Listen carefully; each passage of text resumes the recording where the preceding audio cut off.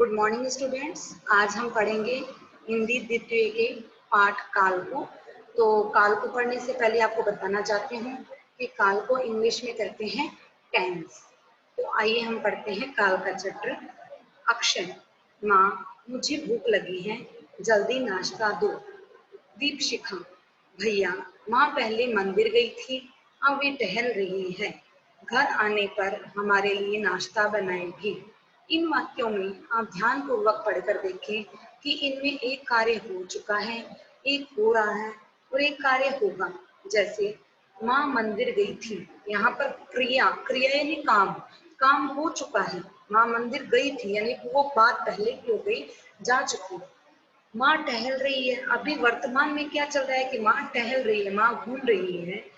माँ नाश्ता बनाएगी, अब आगे क्या होगा कि माँ नाश्ता बनाएगी, आगे क्रिया होगी नाश्ता बनाने की, अभी क्रिया हो रही है टहलने की और पीछे क्रिया हुई थी मंदिर जाने की। तो क्रिया के होने का जो समय होता है उसको हम काल कहते हैं। क्रिया का चैप्टर हमने पढ़ा हुआ था, किसी काम की करने या होने को हम क्या कहते हैं, क्रिया। तो क्रिया के होने का जो समय होता है उसको हम कहते हैं काल।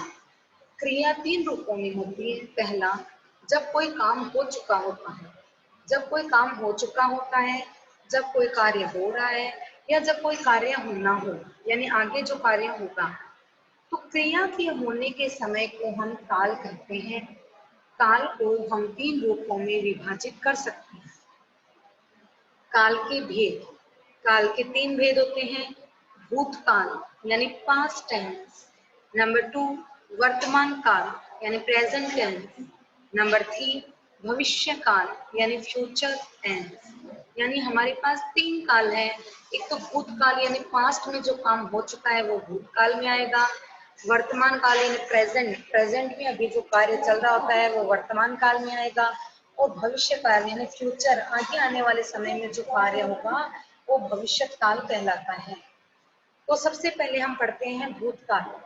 जब क्रिया हो चुकी होती है तो उसे हम भूतकाल कहते हैं, यानी कार्य है वो बीते हुए समय में हो चुका होता है तो उसे हम भूतकाल कहते हैं। जैसे देखिए हमारे सामने दो चित्र बने हुए हैं। गाड़ी जा चुकी है, मैंने खाना खा लिया है। इन दोनों चित्रों में क्रिया हो चुकी है और बीते हुए समय का बोध होता है। जैसे चुका है, चुकी है, चुका था, चुकी थी, या था, थी, थे। ऐसे वाले जो सेंटेंस होते हैं वो किस में आते हैं, भूतकाल में होते हैं। इसमें काम हो चुका होता है।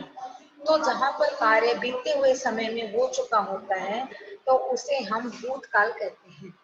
इसकी परिभाषा अगर आपके पास आ जाती है कि भूतकाल किसे कहते हैं, तो आपको लिखना है कि क्रिया के जिस रूप से यह ज्ञात हो कि कार्य हो चुका है तो उसे हम क्या कहते हैं, उसे हम भूतकाल कहते हैं।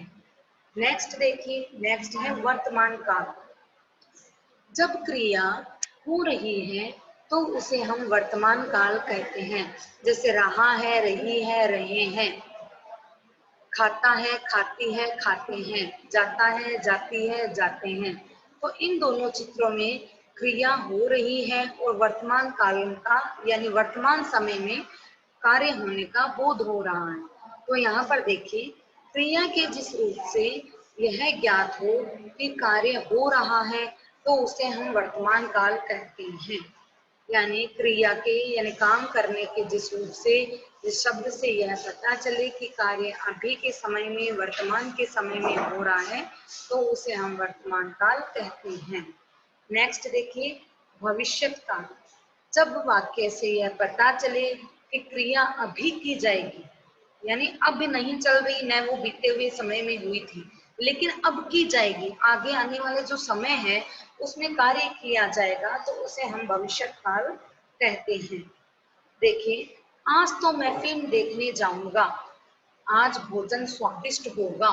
यानी खाना बनने से पहले ही हम कल्पना कर लेते हैं कि भोजन स्वादिष्ट होगा, तो वो आगे आने वाले समय के बारे में वार्तालाप होती है तो इसलिए उसे हम भविष्य काल कहते हैं।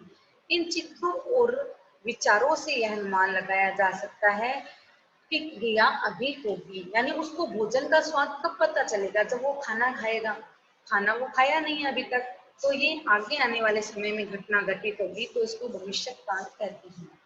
अगर आपके पास परिभाषा पूछ ली जाती है कि भविष्य काल किसे कहते हैं, तो आपको बताना है कि क्रिया के जिस रूप से यह ज्ञात हो कि क्रिया अभी होगी, यानी आने वाले समय में होगी, तो उसे भविष्य काल कहते हैं। आगे देखिए, हमारे बुक के अभ्यास प्रश्न है, इनको हम पढ़ते हैं तो इससे हमें और ज्यादा क्लियर हो जाएगा। निम्न वाक्यों में प्रयुक्त क्रिया के काल को रेखांकित कर उसका भेद लिखिए। पिताजी ने खाना खा लिया है। तो पिताजी ने खाना खाने का जो कार्य है वो कर लिया है, कार्य पूर्ण हो चुका है, तो किस में जाएगा? भूतकाल में। नेक्स्ट देखिए, कल हम विद्यालय की ओर से विज्ञान प्रदर्शनी देखने जाएंगे।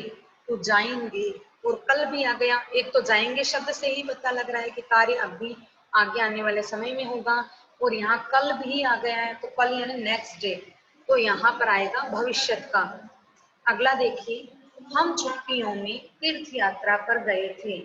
यानी प्राचीन समय की, पहले के समय की, प्राचीन यानी पहले के समय की, बीते हुए समय की बात है कि हम छुट्टियों में तीर्थ यात्रा पे गए थे, तो इसको बोलते हैं भूतकाल। नृत्य प्रतियोगिता में मुझे पुरस्कार मिला। यानी नृत्य प्रतियोगिता में मुझे पुरस्कार मिला, पहले ही मिला था, अब नहीं मिल रहा है, तो वो भूतकाल की बात हो गई। नेक्स्ट देखिए, माँ आज अनेक पकवान बनाएगी। अभी बनाए नहीं है माँ ने, न बना चुकी है बल्कि बनाएगी, तो ये बात किस में आएगी? भविष्य काल में आएगी। नेक्स्ट देखिए, निम्न वाक्यों को सभी कालों में लिखिए। अब यहाँ पर हमें एक वाक्य दे रखा है, उसको हमें तीनों काल में उसको चेंज करना है। अब यहाँ पर हमें वर्तमान काल में एक वाक्य दे रखा है, मैं आम खा रहा हूँ। इसको आप भूतकाल में चेंज कीजिए, मैंने आम खाया। ये हो गया भूतकाल, यानी खाया था, मैंने आम खाया। आगे देखिए, भविष्य काल में इसको चेंज कैसे करोगे? मैं आम खाऊंगा। नेक्स्ट देखिए, भूतकाल का सेंटेंस दे रखा है हमें, हमने मैच खेला था। इसको आप ऐसे लिखोगे वर्तमान काल में, हम मैच खेल रहे हैं, और भविष्य काल में लिखोगे आप, हम मैच खेलेंगे। नेक्स्ट देखिए, भविष्य काल का एक आपको उदाहरण दे के रखा हुआ है, उसको आपको भूतकाल और वर्तमान काल में बदलना है। माधुरी ताजमहल देखेगी। इसको आपको वर्तमान काल में क्या लिखना है? माधुरी ताजमहल देख रही है, माधुरी ने ताजमहल देखा था। अब देखिए मौखिक प्रश्न, काल से आप क्या समझते हैं? जिस शब्द से किस क्रिया के होने के समय का बोध होता है, तो उसे हम काल कहते हैं। काल के भेद बताइए। काल के कितने भेद होंगे? काल के 3 भेद होते हैं, भूतकाल, वर्तमान काल और भविष्य काल। एक ऐसा वाक्य बताइए जिसके पीछे गा गे गी लगता हो और वाक्य वर्तमान काल का हो। तो ऐसा वाक्य बताइए जिसमें गा गे गी, लेकिन ये तो गा गे गी तो हम सोचते हैं ना भूतकाल में आता है, खाए या खाया, गाया, है ना, या जैसे भविष्य काल में भी हम खाएगी, जाएगी, पाएगी, है ना, तो ये भविष्य काल में हो जाता है। लेकिन इसको वर्तमान काल में आप कैसे लिखोगे? तो आप इसको ऐसे लिखोगे, शायद मेरा मित्र आ गया, आएगा, या फिर आज मेरा मित्र आएगा, है ना, रमा आज आएगी, ना, या लगता है रमा आ रही है, आ जाएगी, ना। तो अभी का समय का मतलब आप यहाँ बैठे हो और मैं ऐसे सोच रही हूँ कि बच्चे पढ़ रहे हैं घर पे, तो वो कार्य मतलब हो रहा है ना, तो रमा आ गई, है ना, लगता है रमा आ गई। आप यहाँ कमरे में बैठे हो, बाहर कोई आपके गेस्ट है, तो आप अपने मम्मी को बोलते हो ना कि लगता है शायद मेहमान आ गए, है ना, तो आप ऐसे लिख सकते हो, लता आ गई, शायद लता आ गई, या लता आ गई होगी। तो इस तरीके से होगी, होगी में भी सेंटेंस, लता आ गई है या लता आ गई, और लता आ गई होगी या लता आ गई है, तो इस तरीके के सेंटेंस आप इस वाक्य में लिख सकते हो। निम्न वाक्यों को पूरा कीजिए। जब क्रिया हो चुकी हो तो वह कौन सा काल होता है? भूतकाल।